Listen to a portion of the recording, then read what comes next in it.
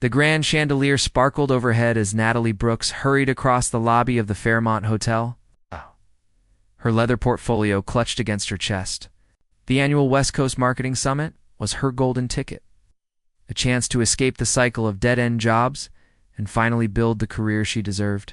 As a single mother working 60-hour weeks just to keep the lights on, opportunities like this were rare treasures. She checked her watch and groaned. The keynote speech started in 5 minutes, and she was still 3 floors away from the conference hall. Her best friend Rachel had insisted she could handle watching Emma for the weekend, practically shoving Natalie out the door with promises that a little time away would do her good. Now, racing through an unfamiliar hotel, Natalie wondered if she should have stayed home, lost in thought about her presentation notes. Natalie rounded the corner near the elevators without looking. The collision was inevitable. She crashed into something solid and warm, her portfolio flying from her hands as papers scattered across the polished floor like fallen leaves. Strong hands caught her shoulders, steadying her before gravity could finish what momentum started. A voice, rich and concerned, spoke near her ear. "Are you all right?" Natalie looked up into eyes the color of storm clouds, set in a face that belonged on magazine covers rather than hotel corridors. The man was tall, easily over 6 feet, with dark hair that looked artfully disheveled and a jaw that could cut glass. His charcoal suit probably cost more than her monthly rent. "I'm so sorry," Natalie stammered, her cheeks burning with embarrassment. "I wasn't paying attention. Clearly we were both distracted," he said with a slight smile that transformed his serious expression into something approachable. He released her shoulders and immediately crouched to gather her scattered papers. "Let me help." "You don't have to do that," Natalie protested, kneeling beside him. Their hands brushed as they reached for the same document, and she felt an unexpected jolt of electricity at the contact. "I insist," he replied, his eyes meeting hers with an intensity that made her breath catch. "I'm Harrison, by the way. Harrison Vale. Natalie Brooks." She accepted the stack of papers he handed her, noticing how carefully he had organized them. "Thank you. I'm already late for the opening session." Harrison stood and offered his hand to help her up. His grip was firm and confident, the kind of handshake that spoke of boardroom victories and sealed deals. "The keynote, I assume?" "Don't worry. Marcus Chen always runs 10 minutes behind schedule. You'll make it." Natalie blinked in surprise. "You know the speaker?" "You could say that," Harrison said, with an enigmatic smile. "Which session are you most looking forward to?" They walked together toward the elevators, and Natalie found herself relaxing despite her initial embarrassment. Harrison had an easy manner that put her at ease, asking thoughtful questions about her work without the condescension she often encountered from successful business types. "The digital transformation panel tomorrow afternoon," Natalie answered as they stepped into the elevator. "I've been studying how brands can create authentic connections in an increasingly automated world. It's fascinating how technology can either enhance or destroy genuine human interaction." Harrison's expression grew more interested. "That's a nuanced perspective. Most people see it as purely binary, either pro-technology or against it." "Life is rarely that simple," Natalie said, surprising herself with her candor. Something about Harrison made her want to share her real thoughts, not the carefully curated professional version she usually presented. The elevator doors opened to reveal a bustling hallway filled with conference attendees. Harrison gestured for her to exit first, then surprised her by touching her elbow gently. "I know this is forward, but would you like to have coffee after the sessions today? I'd love to hear more about your perspective on authentic branding." Natalie hesitated, her practical side warring with the undeniable attraction she felt. She had Emma to think about, a career to build, and no time for complications. But something in Harrison's expression, an openness and genuine curiosity, made her want to say yes. "I'd like that," she heard herself saying. Harrison's face broke into a genuine smile that reached his eyes. "Excellent. Meet me in the lobby lounge at 6?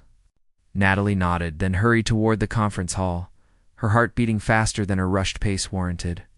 She slipped into a seat near the back, just as the lights dimmed. The presentation began.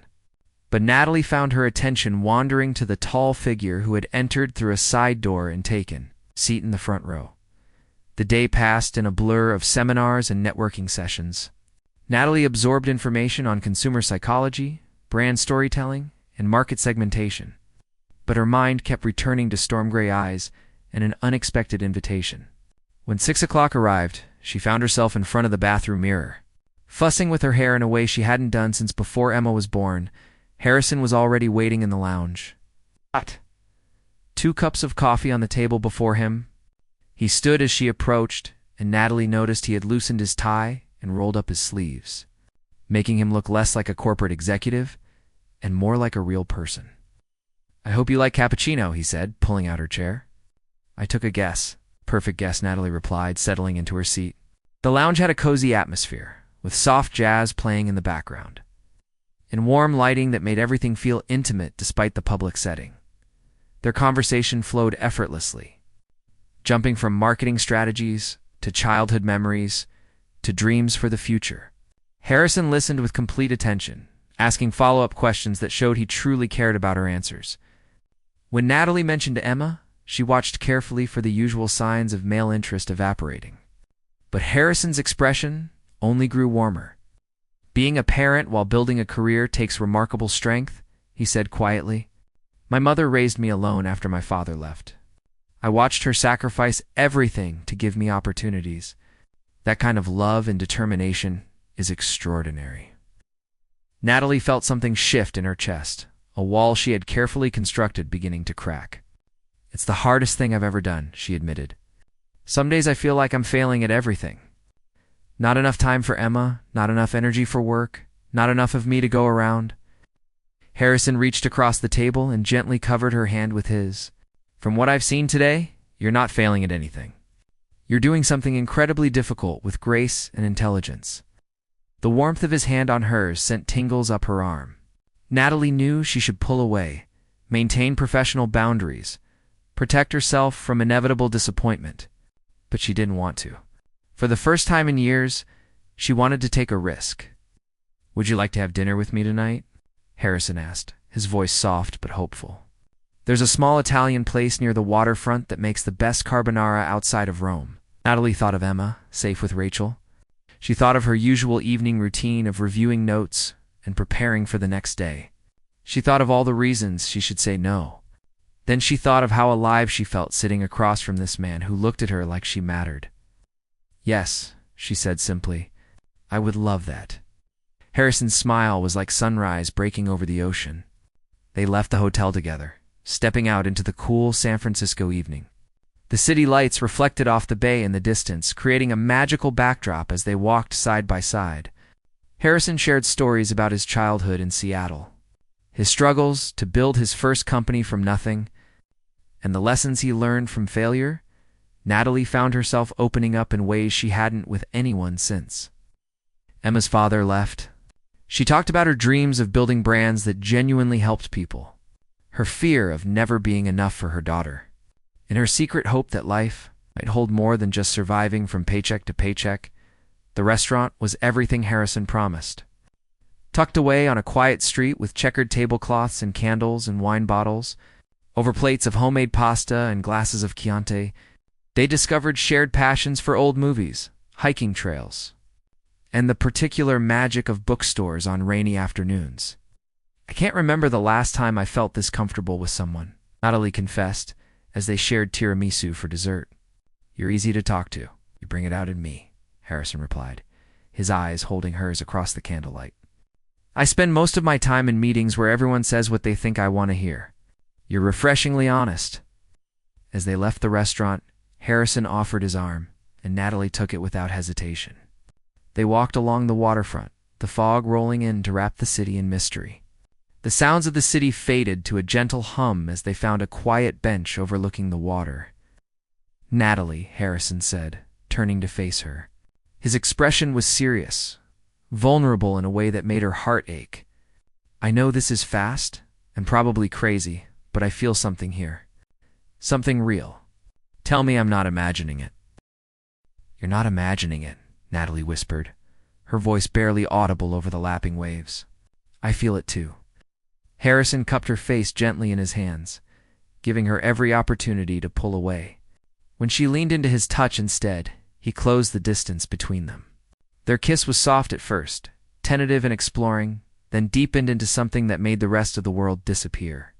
Natalie felt like she was falling and flying simultaneously, terrified and exhilarated. When they finally pulled apart, both breathing hard, reality came crashing back. Natalie glanced at her phone and saw the time. I should get back to the hotel. I have an early session tomorrow, I know, Harrison said, though he looked as reluctant as she felt. Can I see you tomorrow? After the conference sessions? I'd like that, Natalie said, meaning it with her entire being. They walked back to the hotel in comfortable silence, hands intertwined. At the elevator, Harrison pulled her close for one more kiss, this one sweet and promising. Sleep well, Natalie Brooks. You too, Harrison Vale. As the elevator doors closed between them, Natalie leaned against the wall, her fingers touching her lips. She felt like Cinderella at the ball, knowing midnight would eventually come but desperate to hold on to the magic for as long as possible. The next morning, Natalie woke with a smile on her face. She and Harrison spent every spare moment together between conference sessions, stealing conversations in hallways and sharing knowing glances across crowded rooms. They had dinner again that night, this time at a rooftop restaurant where they could see the entire city spread out beneath them like a blanket of stars. On the final day of the conference, reality set in. Harrison had to fly to London for business meetings. Natalie had to return to her life in Portland, to Emma and bills and the daily grind of making ends meet. They stood in the hotel lobby, neither wanting to say goodbye. This doesn't have to be the end, Harrison said, but Natalie could hear the uncertainty in his voice. They lived in different cities, moved in different worlds. What they had shared was beautiful, but could it survive in the harsh light of everyday life? Let's not make promises we might not keep, Natalie said gently, though it broke her heart to say it. Let's just be grateful for what we had. Harrison kissed her forehead, a gesture so tender it brought tears to her eyes. I'll never forget you, Natalie Brooks. Nor I you, Harrison Vale. Natalie watched him walk away, his figure disappearing into the crowd. She told herself it was for the best, that fairy tales didn't happen to single mothers from Portland. But as she boarded her flight home, she couldn't shake the feeling that she had just let something extraordinary slip through her fingers. 6 weeks had passed since San Francisco, and Natalie had almost convinced herself that the weekend with Harrison had been a beautiful dream. She threw herself into her work at the small marketing agency, staying late to refine campaigns and prove her worth. Every morning, she woke Emma with kisses and silly songs, determined to be present for her daughter. Even when her heart felt hollow, Rachel noticed the change in her friend during their weekly coffee meets. You're different since that conference, she observed one Saturday morning while Emma played in the nearby park. Quieter. More distant, Natalie stirred her latte absently. I met someone there. It was incredible and impossible, and now it's over. I just need time to forget. Or maybe you need to take a chance, Rachel suggested gently. When was the last time you let yourself be happy?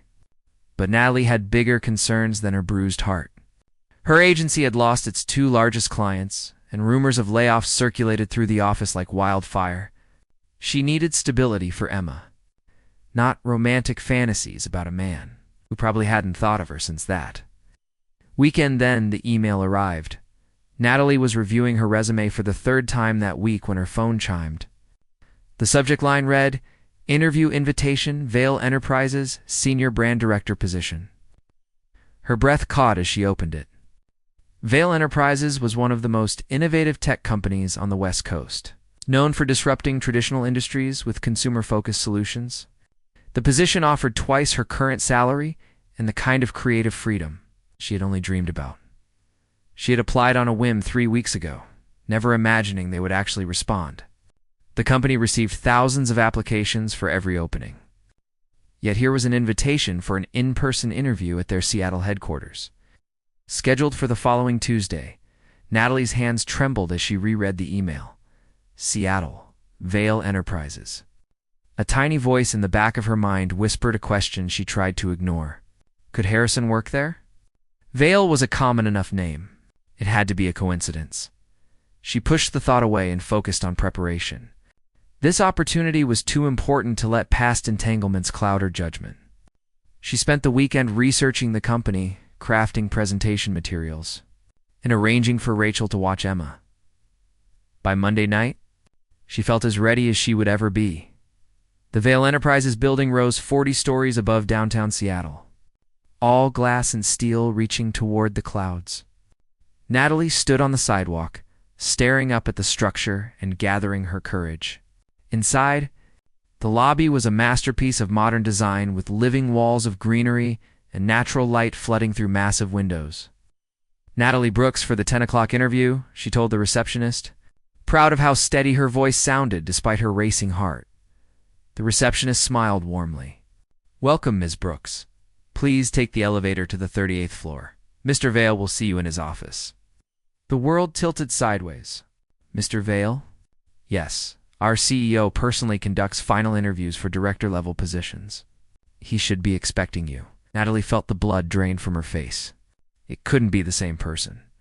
Vale was a common name. There had to be hundreds of Harrison Vales in the business world. But even as she tried to rationalize, her heart knew the truth. The elevator ride felt like traveling through dimensions. Each floor that passed brought her closer to a confrontation she wasn't prepared for. When the doors finally opened on the 38th floor, she stepped into a reception area that overlooked the entire city. Seattle spread out beneath her like a living map, the Space Needle visible in the distance. A young woman in a crisp blazer greeted her. Ms. Brooks, right this way. Mr. Vale is ready for you. Natalie followed on unsteady legs, her prepared talking points evaporating from her mind. The assistant knocked on a heavy wooden door, then pushed it open. Your 10 o'clock appointment, sir? Send her in, came the reply, and Natalie's last hope died. She would recognize that voice anywhere, had heard it in her dreams every night for 6 weeks. She stepped into the corner office, and her eyes found him immediately. Harrison stood behind a massive desk, phone pressed to his ear, facing the windows. He wore a navy suit that fit him perfectly, his posture radiating the confidence of someone accustomed to command. As the door closed behind her, he turned. Their eyes met, and the world stopped. Harrison's expression cycled through shock, disbelief, and something that looked like hope before settling into careful neutrality. He spoke briefly into the phone, something about calling back later, then set it down with deliberate care. Natalie. Her name on his lips was a question, a prayer, an accusation, all at once. Mr. Vale. She forced the formal address out. Needing the professional distance like armor? I'm here for the interview. For a long moment, neither moved. The air between them crackled with everything unsaid. 6 weeks of silence and longing compressed into a single charged instant. Finally, Harrison seemed to shake himself from his stupor. Please. Sit down, he gestured to the chair across from his desk. His movements stiff and uncertain, in a way that seemed completely at odds with the powerful executive he clearly was. Natalie sat, placing her portfolio on her lap like a shield. Up close, she could see the changes in him. Faint shadows under his eyes suggested sleepless nights. New lines bracketed his mouth. He looked tired in a way that had nothing to do with work. Harrison remained standing for a moment longer, then slowly lowered himself into his chair. He picked up a folder from his desk, and Natalie recognized it as her application materials. When I saw your name on the short list, I thought it might be a different person. Natalie Brooks is common enough, and when you realized it was me, the question escaped before she could stop it. His gray eyes met hers with painful honesty. I almost canceled the interview. Then I read your portfolio, looked at your work samples, studied your campaign strategies. You're brilliant, Natalie. Your approach to brand storytelling is exactly what this company needs. I couldn't let personal history deny you a fair opportunity. Something in Natalie's chest loosened at his words. Thank you. I appreciate your professionalism. Harrison's jaw tightened, almost imperceptibly. Professionalism, yes? He opened her portfolio and studied it, though Natalie suspected he had already memorized every page. Your work at Riverstone Marketing shows real innovation. The campaign you developed for the sustainable fashion brand increased their customer engagement by 300%. 347%, Natalie corrected automatically, then felt her cheeks warm. I tracked the metrics for 6 months after launch. A ghost of a smile touched Harrison's lips. Of course you did. That's the kind of attention to detail we value here. Tell me about your vision for authentic brand connection in an age of artificial intelligence and automation. The question was one Natalie had prepared for, and talking about work helped steady her nerves. She launched into her philosophy about how technology should enhance rather than replace human connection. How brands could use data to understand customers while still treating them as individuals rather than demographics. Harrison listened with the same complete attention he had given her that night in San Francisco. He asked probing questions that revealed a deep understanding of the challenges modern brands faced. Despite the surreal circumstances, Natalie found herself getting excited, her passion for the work overriding her personal discomfort. Here's a scenario, Harrison said, leaning forward. You're launching a product that uses AI to personalize customer experiences. How do you market that without making people feel like they're being surveilled or manipulated? Natalie's mind raced, analyzing the problem from multiple angles. You lead with transparency and control. Show customers exactly what data you're collecting and why. Give them meaningful choices about how their information is used. Frame the AI as a tool that serves them, not as an omniscient force making decisions for them.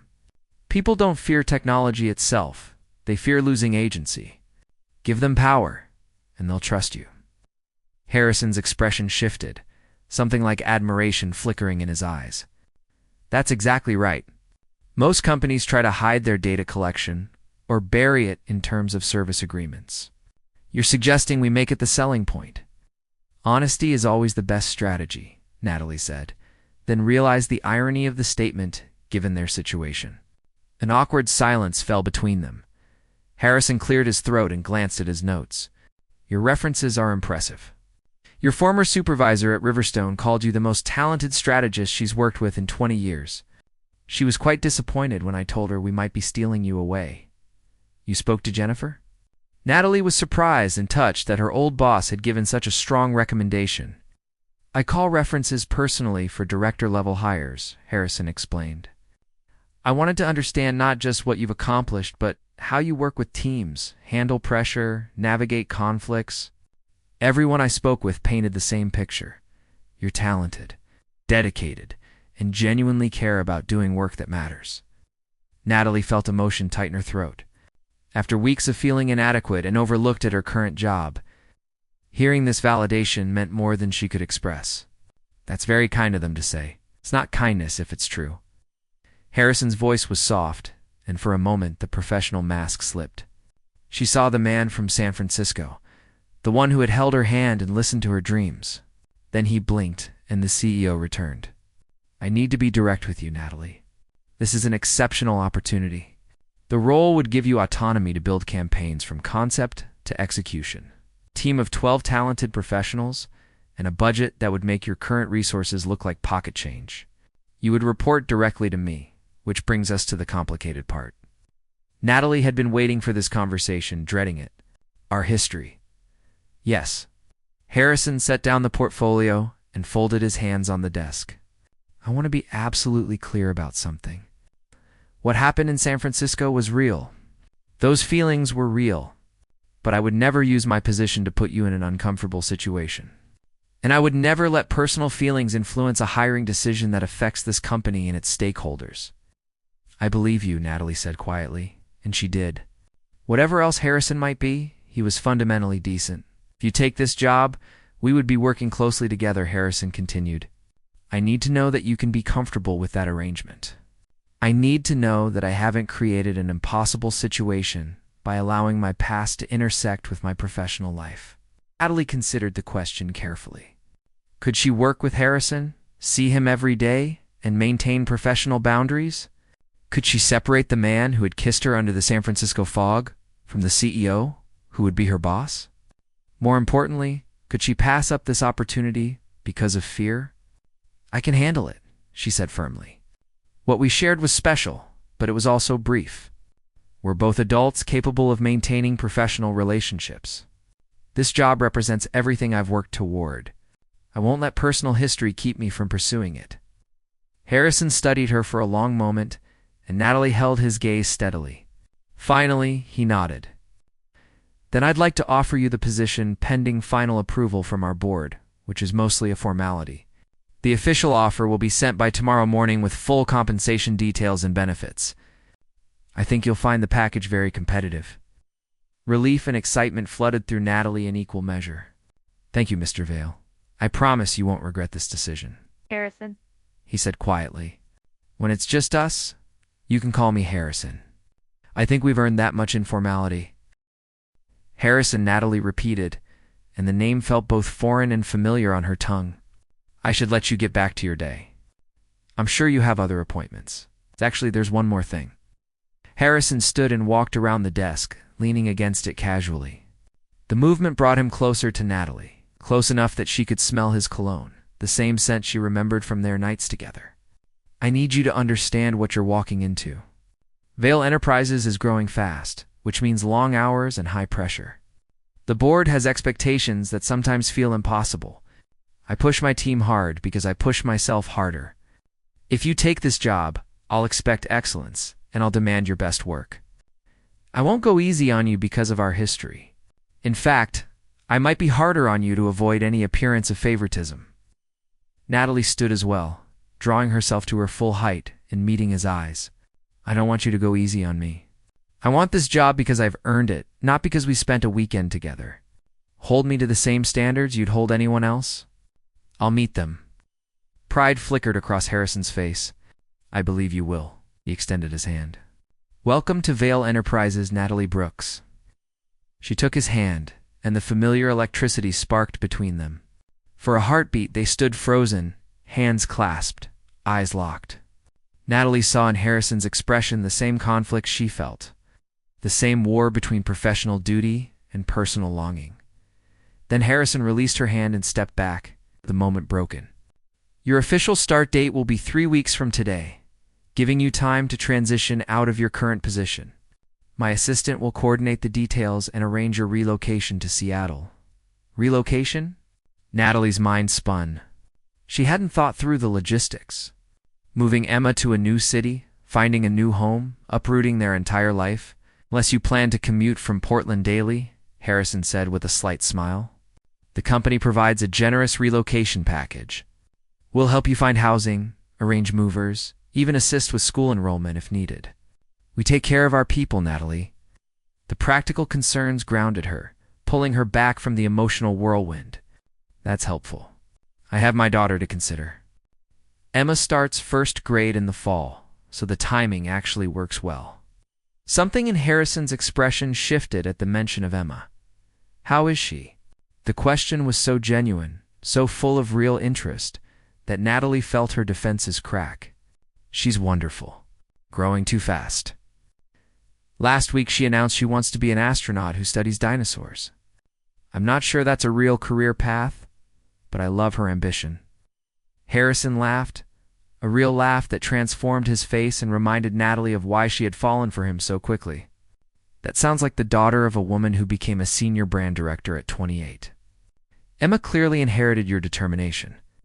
They shared a smile, and for a moment, the office felt less like a battlefield and more like a space where two people who cared about each other could coexist. Then Harrison glanced at his watch and the spell broke.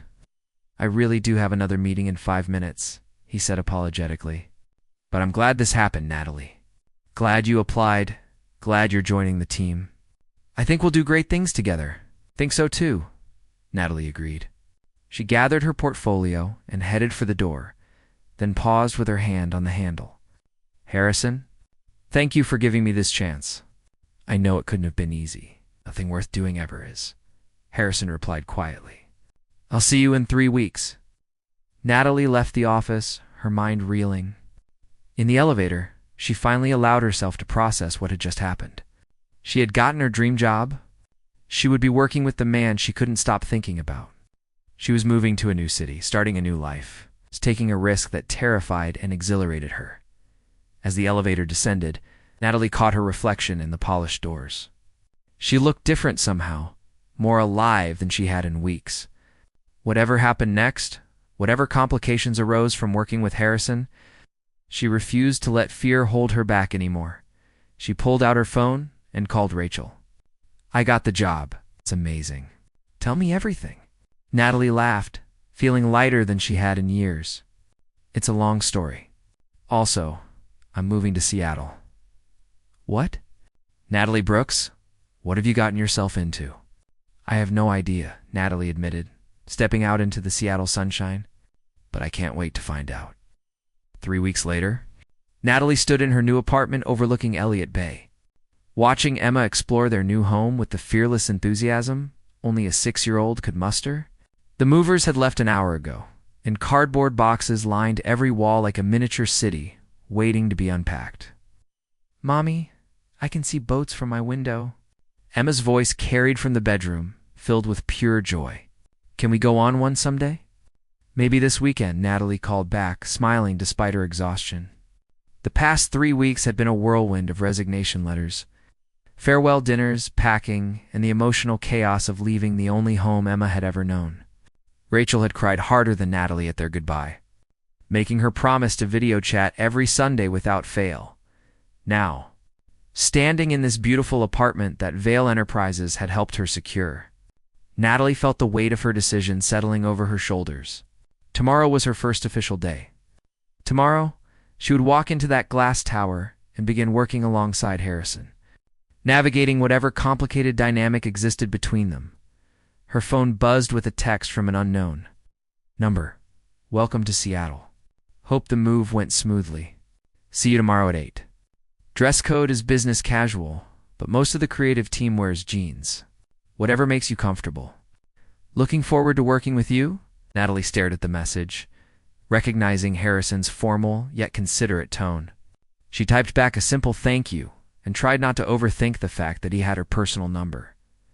That night, after Emma fell asleep, surrounded by her favorite stuffed animals in her new room, Natalie stood at the window and watched the city lights reflect off the dark water. Somewhere out there, Harrison was probably still at his office, working late as he apparently always did, according to the company research she had obsessively conducted. Was he thinking about tomorrow? Did he feel the same mixture of anticipation and dread? Morning arrived too quickly. Natalie dressed carefully in tailored black pants and a mirrored blouse that Rachel had insisted brought out her eyes. She dropped Emma at her new school, reassuring her nervous daughter that everything would be wonderful and she would make new friends. Then she drove to Vale Enterprises, her stomach performing acrobatics the entire way. The 38th floor looked different in the morning light, bustling with activity as employees moved between offices and conference rooms. Harrison's assistant, Monica, greeted her warmly and gave her a comprehensive tour. The marketing department occupied the entire 35th floor, an open space designed to encourage collaboration with glass-walled offices around the perimeter and creative workstations in the center. "Your team is excited to meet you," Monica explained as they rode the elevator down.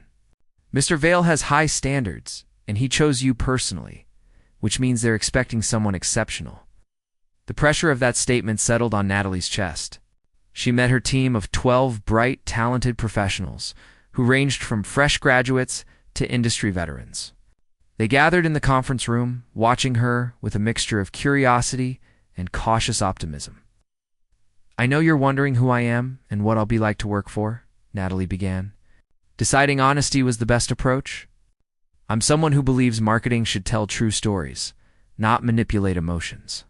I'm someone who values your input and expertise.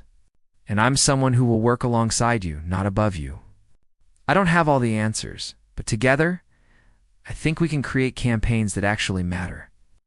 She saw skepticism soften into interest on several faces.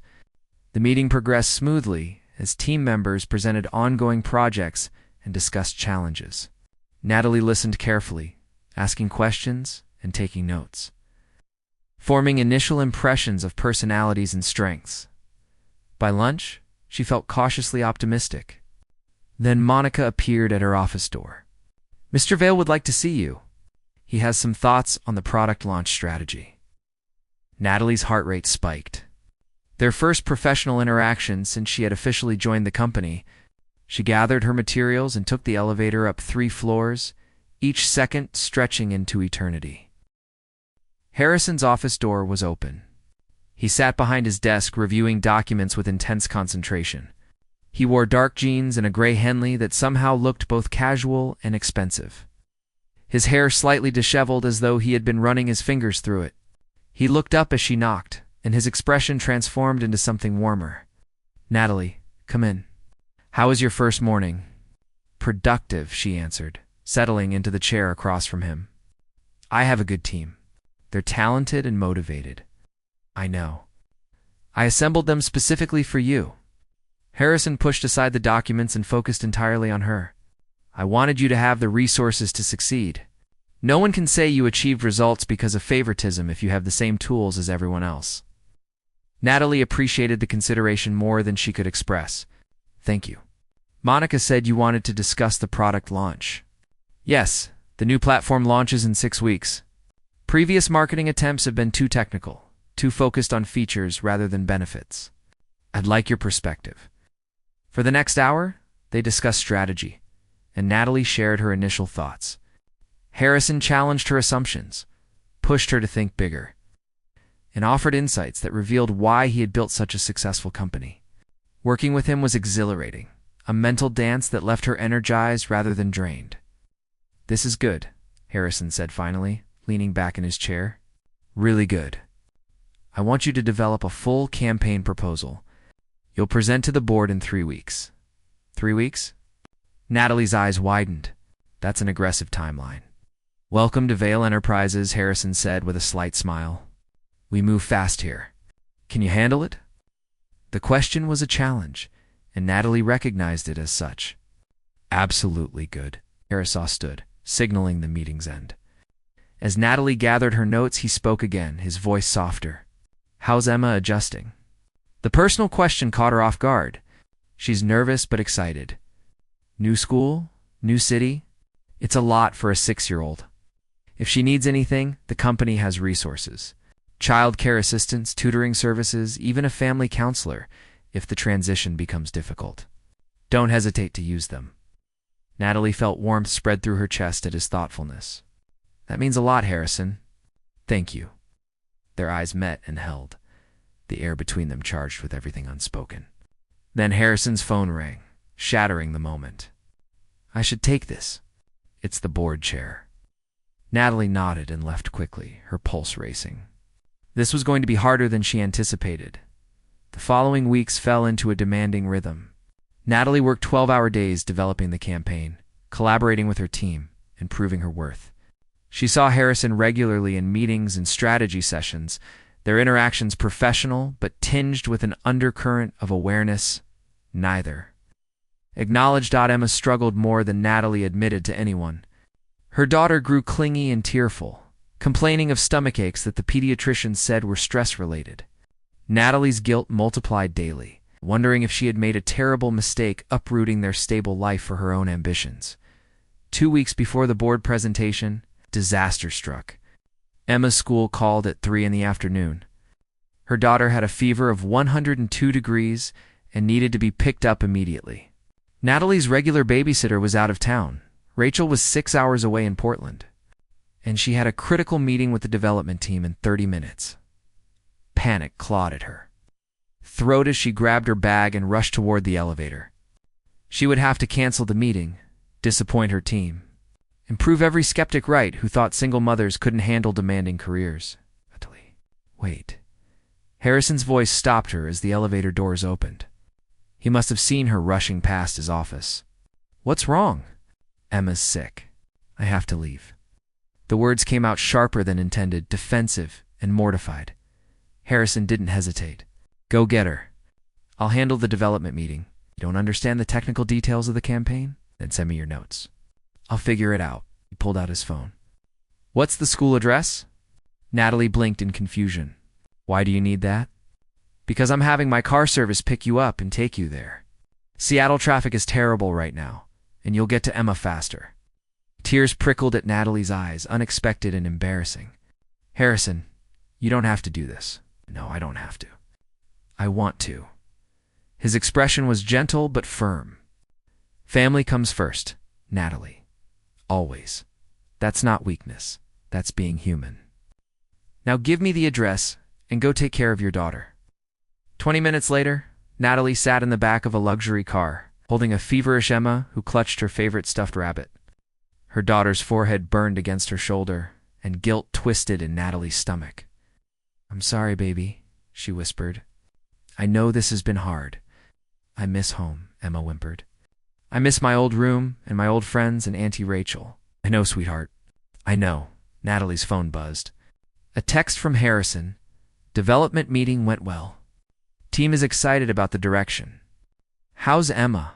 She typed back one-handed. "Fever, probably just a virus. Thank you for covering." His response came immediately. "Take tomorrow off. Be with her. Work can wait." But Natalie couldn't take tomorrow off, not with the board presentation looming. She brought Emma home, dosed her with children's medicine, and spent the evening alternating between cool compresses and working on her laptop while her daughter dozed fitfully by midnight. Emma's fever had climbed to 104. Natalie called the pediatrician's emergency line, her hands shaking. The nurse assured her it was likely just a viral infection, but recommended monitoring closely and coming in first thing in the morning if the fever didn't break. Natalie didn't sleep. She sat beside Emma's bed, checking her temperature every hour and feeling like the worst mother in the world. She had dragged her daughter across state lines for a job, disrupted her entire life, and for what? Career ambitions? The approval of a man she had no future with. At 3 a.m, her phone lit up with an incoming call. Harrison's name appeared on the screen. "Hello?" Natalie answered quietly, confused and concerned. "I know it's late," Harrison said without preamble. "I couldn't sleep. I kept thinking about Emma and whether she was okay. Is that insane?" Something in Natalie's chest cracked open. Her fever spiked to 104. "I've been up all night. Have you taken her to the emergency room?" The nurse said to monitor her unless it goes higher or she shows other symptoms. "It's probably just a virus." Natalie's voice broke despite her best efforts. "I think I made a mistake, Harrison. Coming here, taking this job. Emma is miserable, and I'm failing her." "Stop," Harrison said firmly. "You're not failing anyone. You're an incredible mother who made a brave decision to build a better life for your daughter. Emma is struggling with change, but children are resilient. She adjusts." "How do you know?" The question came out desperate. "Because I was that kid," Harrison said quietly. "When my mother moved us to pursue a better job, I hated her for it. New school, no friends, everything unfamiliar. I made her life miserable for months. But looking back now, I understand she did what she needed to do to give us opportunities. That sacrifice, that courage, is part of why I push myself so hard. I wanted to honor what she gave up for me." Natalie closed her eyes, tears sliding down her cheeks. "Thank you for telling me that. Natalie, I'm going to say something that crosses about 17 professional boundaries, but I don't care anymore." Harrison's voice was raw with emotion. "These past 2 weeks have been torture. Seeing you every day, working with you, watching your brilliance and dedication, and having to pretend I feel nothing? I can't do it anymore." Natalie's breath caught. "Harrison, we can't. I work for you." "I know. I know all the reasons this is complicated and potentially problematic. But tonight, sitting here thinking about you alone and scared with your daughter sick, all I wanted was to be there. To help, to take care of both of you. That's not something a boss feels for an employee, Natalie. That's something more." "What are you saying?" "I'm saying what I should have said 6 weeks ago instead of hiding behind professionalism." Harrison's voice dropped lower. "I'm falling for you. Actually, I already fell. That weekend in San Francisco changed something in me. I've spent 6 weeks trying to convince myself it was just chemistry or temporary attraction, but it's not. You're extraordinary, and I want to see where this could go if we're brave enough to try." Natalie looked down at Emma, sleeping fitfully beside her. She thought about all the reasons this was a terrible idea, about power dynamics and workplace complications and the risk of losing everything she had worked for. Then she thought about how Harrison had dropped everything to help her today, how he understood her without judgment. How he made her feel seen in ways she hadn't experienced since before Emma was born. "I'm falling for you too," she whispered into the phone. "I tried not to. I tried to keep everything professional. But you're in my head constantly, and working with you is the best and hardest thing I've ever done." "So what do we do?" Harrison asked. "I don't know. We can't date while I report to you directly. That's asking for disaster." Then we changed the reporting structure. You report to Jennifer in operations instead. I still oversee your department broadly, but we remove the direct conflict. "People will talk," Natalie warned. "They'll say I got the job because of personal connections. Let them talk. Your work speaks for itself. In 3 weeks, you'll present to the board, and they'll see exactly why I hired you. Talent like yours doesn't need defending." Emma stirred beside Natalie, her small hand reaching out. Natalie took it gently, feeling the fever finally starting to break. "Can we talk about this when things are less chaotic? When Emma is better, and I'm not running on 0 sleep." "Of course. But Natalie, one more thing. Whatever happens with us, that doesn't change your job or your place here. You earned this position. You're succeeding because of your own merit. If we try this and it doesn't work out, you still have a career at Vale Enterprises for as long as you want it. I need you to know that. How can you promise that?" "Because I'm not the kind of man who would punish someone professionally for personal reasons.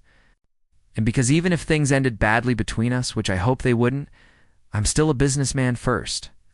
I wouldn't sabotage my own company by losing my best marketing director out of spite or awkwardness." Natalie found herself smiling despite everything. "You're very confident in my abilities. I'm confident in what I've seen. Now go get some rest. Emma needs you healthy." "Harrison, thank you for calling." "For caring, always," he said softly. "Good night, Natalie." The next morning, Emma's fever finally broke. Natalie called in sick anyway, spending the day giving her daughter the attention she desperately needed. They watched movies, made pillow forts, and talked about Emma's new school. By evening, her daughter seemed lighter, more like herself. "Mommy, are you happy here?" Emma asked as Natalie tucked her into bed. The question deserved an honest answer. "I'm happy with my new job. I'm happy we have this beautiful apartment. But I'm happiest when I'm with you, no matter where we are." "I think I might like it here," Emma admitted shyly. "My teacher is nice. And there's a girl named Sophie who sits next to me. She invited me to her birthday party next week." Relief flooded through Natalie. "That's wonderful, sweetheart. See? Good things are happening." After Emma fell asleep, Natalie returned to her laptop and worked late into the night, refining her board presentation. At 11, a notification popped up. An email from Harrison with the subject line, "Some thoughts on your campaign." She opened it to find detailed, thoughtful feedback that improved her strategy significantly. At the bottom, he had written, "This is going to be spectacular. They won't know what hit them. Also, I hope Emma is feeling better. Sleep well." Natalie smiled and got back to work, energized by his confidence in her. The following week passed in intense preparation. Natalie barely saw Harrison except in passing, but she felt his support in small gestures. Coffee appeared on her desk during late nights. Her team received additional resources they had requested. Small obstacles disappeared before she even knew they existed. The night before the board presentation, Natalie stayed at the office until midnight, rehearsing her pitch one final time. When she finally left, she found Harrison waiting by the elevators. "You're ready," he said simply. "Stop second-guessing yourself." "How did you know I was still here?" "I've been in my office. I knew you'd be working late." Harrison stepped closer, his presence comforting rather than overwhelming. "Natalie, you're going to walk into that boardroom tomorrow and show them something they've never seen before. Your campaign is innovative, authentic, and exactly what this company needs. Trust yourself." Standing there in the empty hallway, Natalie made a decision. She closed the distance between them and kissed him, pouring 6 weeks of longing and frustration and hope into that contact. Harrison responded immediately, his arms wrapping around her and pulling her close. When they finally broke apart, both breathing hard, Harrison rested his forehead against hers. Was that a good luck kiss, or something more? "Something more," Natalie whispered. Life is too short to play it safe. I want to try this, Harrison. I want to see where we could go, even with all the complications. Especially with all the complications. She smiled against his lips. Nothing worth having is ever easy. Harrison kissed her again, softer this time, full of promise. After tomorrow's presentation, I'm taking you to dinner. A real date. No pretending we're just colleagues. I'd like that, Natalie said. But first, I have a board to impress. You already impressed them by existing, Harrison assured her. Tomorrow, you'll just make it official. The next morning? Natalie walked into the boardroom wearing her best suit and carrying the confidence Harrison had helped her build. She presented her campaign to 12 skeptical executives, watching their expressions shift from doubt to interest to genuine excitement as she laid out her vision. When she finished, the room erupted in questions and discussion. The board chair, a formidable woman in her 60s, smiled approvingly. Ms. Brooks, this is exactly the fresh perspective we need. Harrison, you made an excellent hire. Harrison's eyes met Natalie's across the table, pride and something deeper shining in them. I know. As the meeting adjourned and board members congratulated her, Natalie felt the final piece of doubt dissolve. She had earned this. Not through connections or luck, but through talent and hard work. Whatever happened with Harrison, she had proven herself. That evening, Harrison picked her up at her apartment. He had arranged for a babysitter to stay with Emma, insisting that Natalie deserved a night off. They went to a small restaurant overlooking the water, the kind of place where they could talk without being overheard. To new beginnings, Harrison said, raising his wine glass. To taking chances, Natalie added, clinking her glass against his. Over dinner, they talked about everything they had held back for weeks. Harrison shared his fears about mixing business with personal feelings. His worry that he might be taking advantage of the power dynamic. Natalie admitted her own concerns about judgment and perception. It's about protecting Emma from potential heartbreak if things didn't work out. We'll figure it out together, Harrison said, reaching across the table to take her hand. I can't promise it will be easy or that we won't make mistakes. But I can promise I'll always be honest with you, always respect your independence, and always put your happiness before my own convenience. That's all I can ask, Natalie said softly. Harrison, I need you to understand something. Emma comes first. Always. If this relationship ever makes her life harder or puts her at risk emotionally, I'll end it. No matter how much it hurts me, I would expect nothing less, Harrison replied. Your love for her is one of the things I admire most about you. And for what it's worth, I'd like to get to know Emma properly. Not as your boss who helped out once, but as someone who cares about both of you. Natalie felt tears prick her eyes. She mentioned you the other day. Asked if you were the nice man who sent the car when she was sick. She wants to draw you a thank you picture. I'd treasure that picture more than any business award, Harrison said with complete sincerity. They left the restaurant and walked along the waterfront just as they had in San Francisco months ago. But this time felt different, more real and grounded. They weren't strangers caught up in temporary magic, or two people choosing each. Other, despite the obstacles, believing in a future they would build together. What are you thinking? Harrison asked, as they paused to watch the ferries crossing the dark water. That I'm exactly where I'm supposed to be, Natalie answered honestly. Scared and hopeful and alive in ways I forgot I could feel. Harrison pulled her close, wrapping his arms around her from behind. They stood like that for a long moment, finding comfort in each other's presence as the city lights sparkled around them. Whatever challenges lay ahead, whatever complications arose from loving someone while building a career, Natalie knew they would face them together.